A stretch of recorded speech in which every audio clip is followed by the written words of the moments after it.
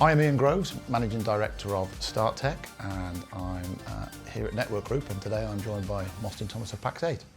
Hi Mostyn. Hey Ian, how are you doing? Thanks for that. I'm very well, thanks. We've got a few things we want to talk about today, but before we get into it, do you want to give us a little bit of backstory on the relationship with Pax8 and NGage? I think probably relevant to give you maybe my backstory about that, because obviously I've got a long-standing relationship with Network Group. I joined in 2011 and became on the exec council and what have you, so I know the group really well. I know most of the members pretty well, so obviously it was easy for me working at Pax8 to have that relationship. And Pax8, you know, we're all about community as well as being a marketplace. You know, we're all about community, and we know Network Group. A number of people working at Pax8 have worked with or worked at Network Group. So it was obvious we were gonna partner with Network Group and develop good relationships with the members, partners. So yeah, of course, it's been quite long-standing. I think in the UK, Pax8 are coming around to about a 5-year anniversary, and I think we've been involved from day one with Network. Really? Oh, I didn't realise, because that predates me, so I didn't realise it. I knew about your history in other roles and various things coming through, and I suppose it lends itself quite well, because the nature of the community with Network Group lends itself very well to sort of learning and collaborating, sharing, and I know that's Pax8 style, education, sharing and community, so it's I suppose in that regard, it's quite a seamless fit. Is that fair to say? Yeah, absolutely. Obviously we've got thousands of partners across Europe, but you know, personally, because of the connection, and I think, you know, sort of culturally, the account managers at Pax8 who deal with Network Group always say, you know, Network Group partners are really good. You know, they really catch things really quickly. They pursue things. They deep dive into things and take it seriously and have some fun too, which is nice. What Pax8 is all about. When John Street set us up, it was, you know, work hard and play hard. So I guess the two organisations, you know, mirror each other really well. And one thing you can be sure of with Network Group is you will get the raw, honest feedback. So you are close to the source when there is feedback you need to have in conversation to be able to, what better place to do them than in person when you're meeting up regularly. Absolutely, and the 4 times a year is key to community, you know, of course. Yeah. Yeah, we're here in Carden Park, yeah, absolutely, and it's great to see everyone and renew that sense of community again. And we've got, you know, 4 or 5 staff here today as well for that reason, because we take it that seriously. Good. And you mentioned Carden Park, pretty beautiful place, but you and I were lucky enough to be somewhere, I'll say equally as beautiful, so I don't pick a favourite, just a few weeks ago when we were over in Denver together for Pax8 Beyond. Is it? I think it was the third Beyond in the US? The third large flagship annual one, yes, in the US. Yeah, indeed, the third one. I've been very fortunate to get to all 3. But it was, I guess you'll tell me a bit later, but it was numbers-wise huge. You know, in excess of 2,000 partners there.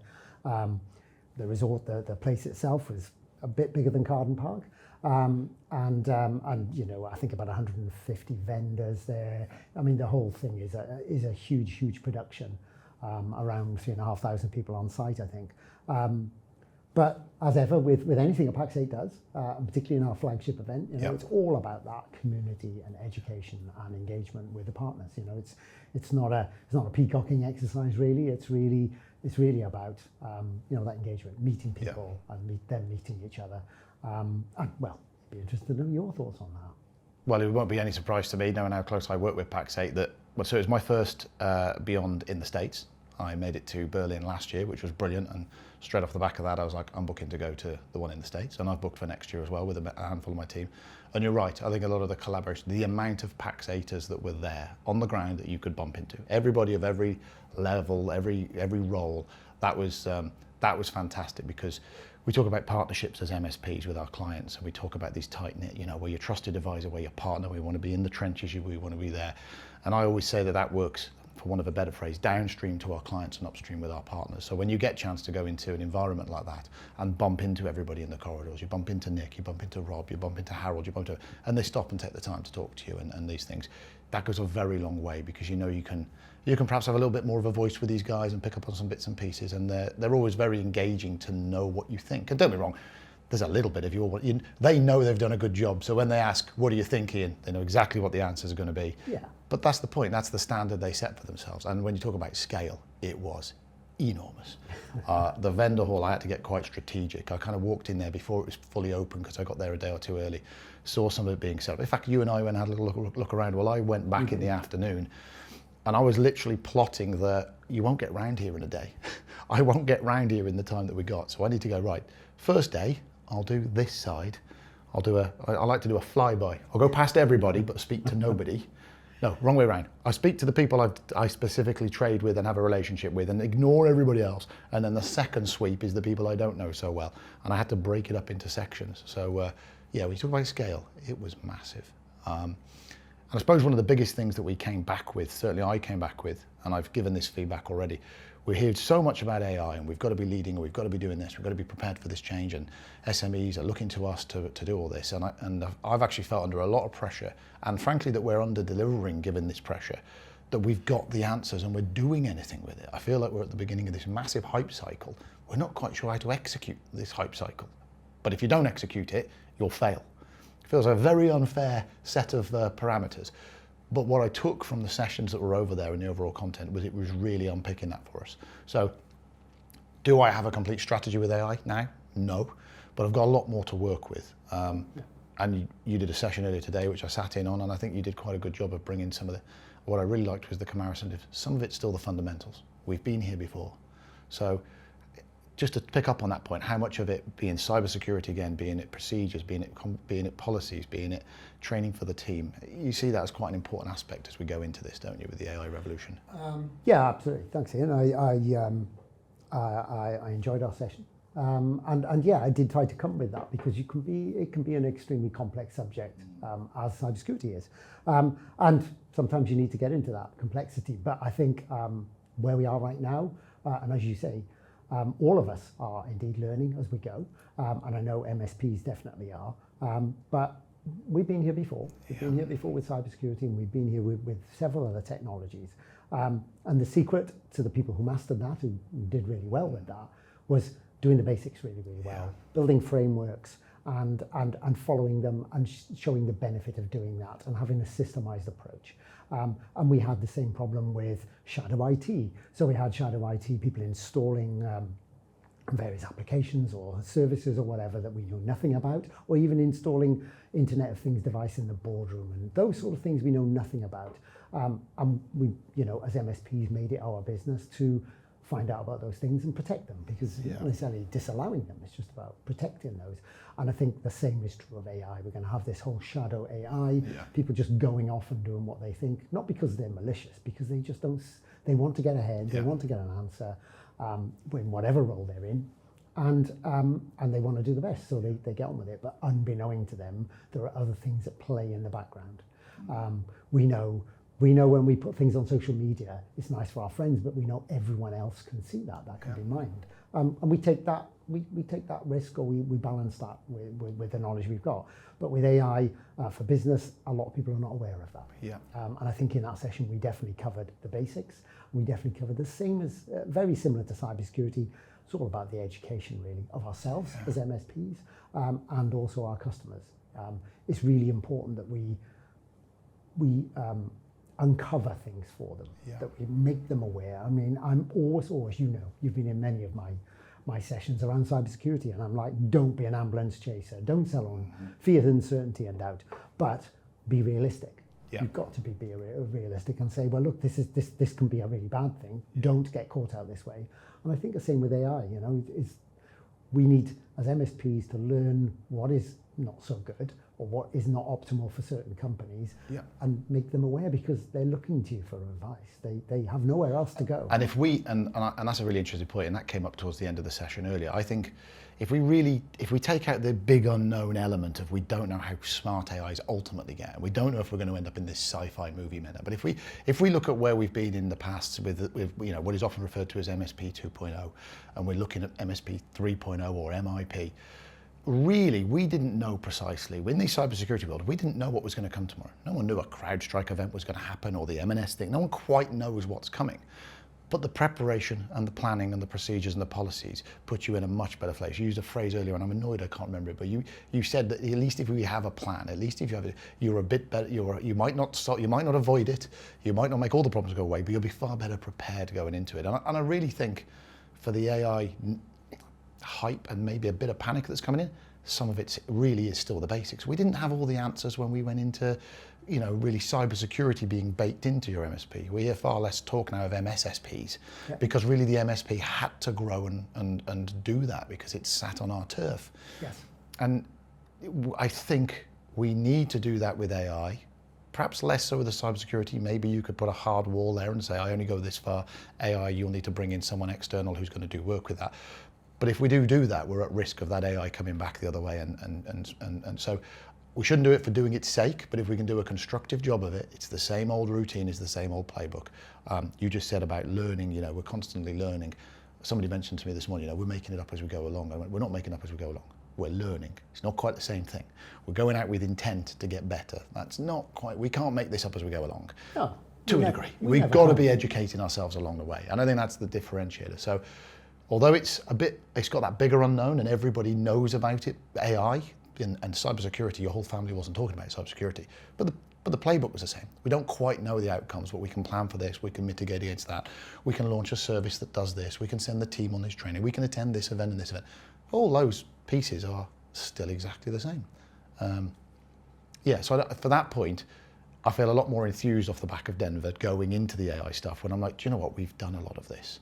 Yeah. We've just got to do a different flavour of it and learn some new skills. Yes. We had to learn new skills last time. So it's only stuff we've done before. So I'm very much a fan of everybody calm down. It's going to be fine. It's going to be fine. I think that's sensible advice, and I think you were there.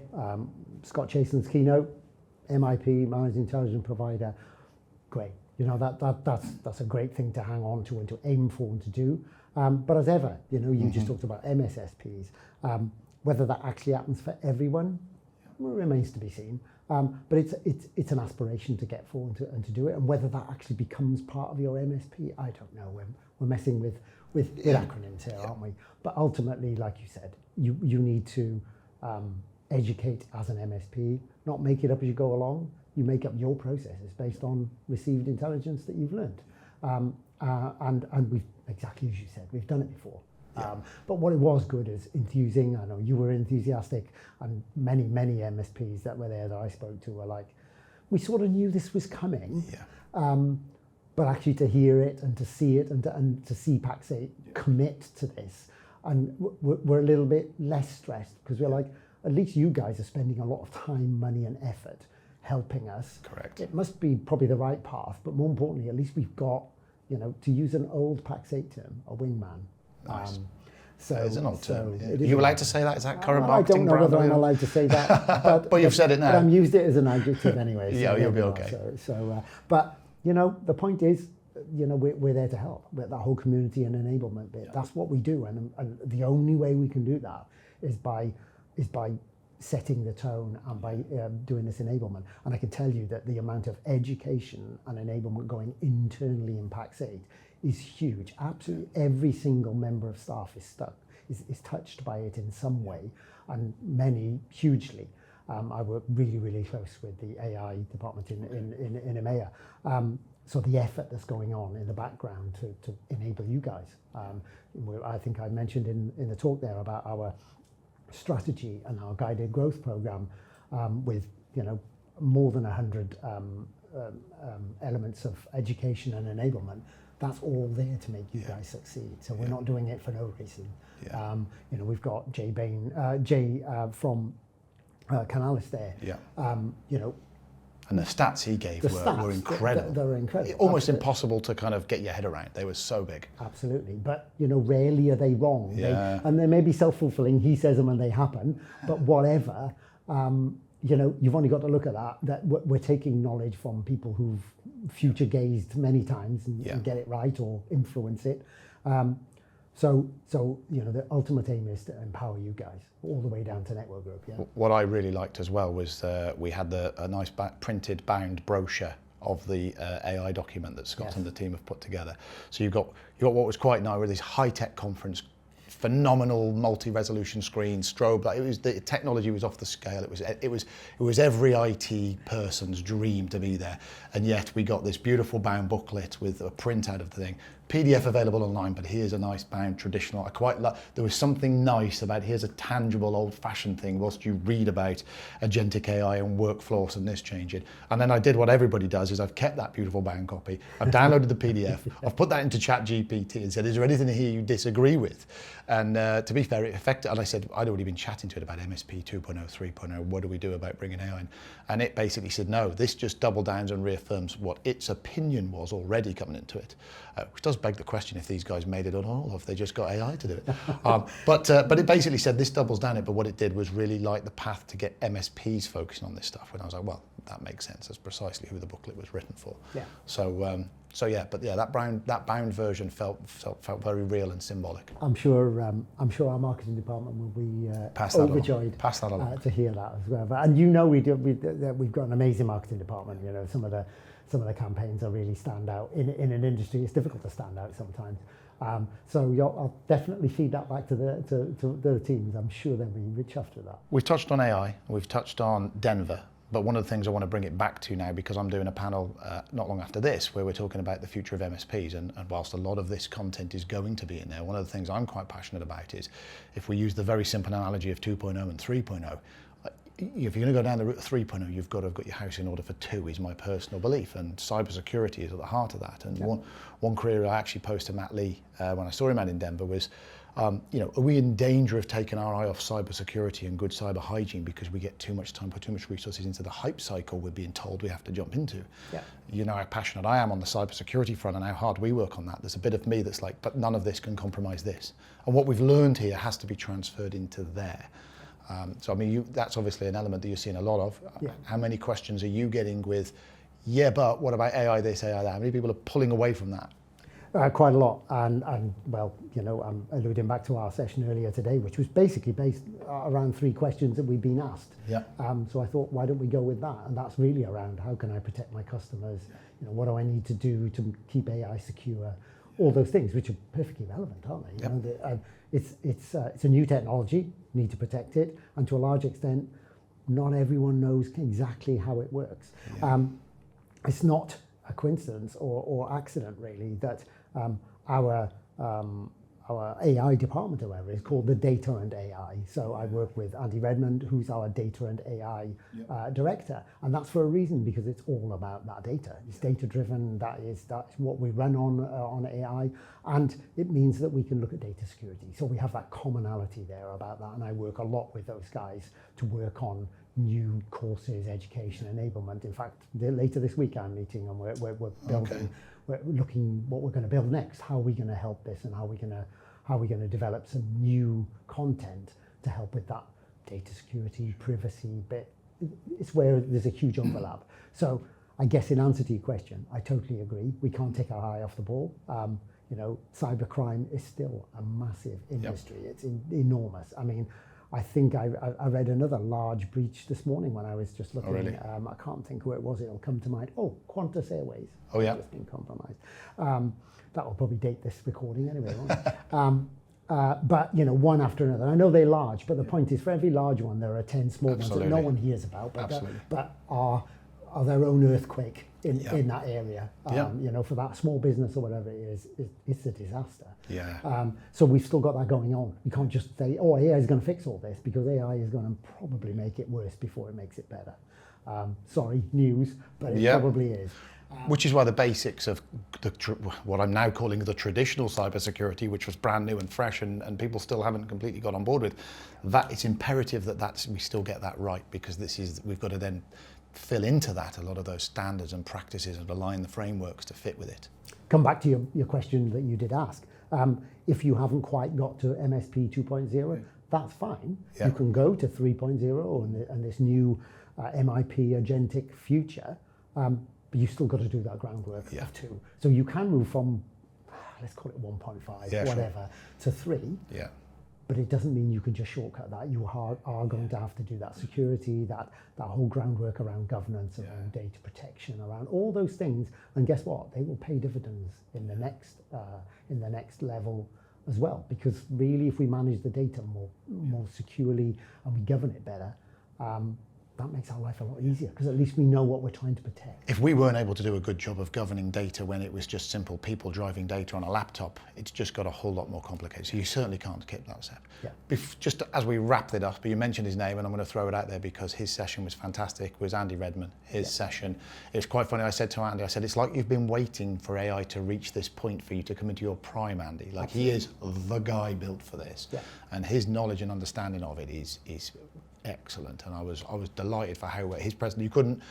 They say standing room only. They couldn't get people through the door at the back of the room for his session. So that was a top session. So if you get a chance to check out any of Andy's stuff, go and check out what he's talking about. Absolutely. You know, Andy runs our data and AI masterclass, and it's I've sat in and I'm taking apart myself. It's very impressive. Good. And that session in Denver was something special. It was really good. And yeah, absolutely. I think I mentioned it in my session this morning. It's so nice to see someone who's embedded in that, has been doing it for 10 years, and finally it's come to him. You know, it's come to that. And I like to think that Network Group and Pax8 are going to benefit from that knowledge and that experience. More importantly, you know, you must be one of the most experienced data and AI people in the field, and learning every day from Andy. It's fantastic. I want to put it on here, so it has to happen. Andy needs to get himself down to Network Group and do a presentation on that level, because his standards are so high with his knowledge and his passion for it. I'm sure he would love to come here. I've said it now, so. Yeah, that's fair. That's fair. I'm sure he would love to come and present on pretty much anything to do with AI. Cool. Thank you very much, Mostyn. I really enjoyed that. We could have gone on for much longer, but Absolutely. I think we covered a lot of key topics there. Yeah. Like, subscribe, follow for more of the same from Network Group, and same goes for the Pax8 team.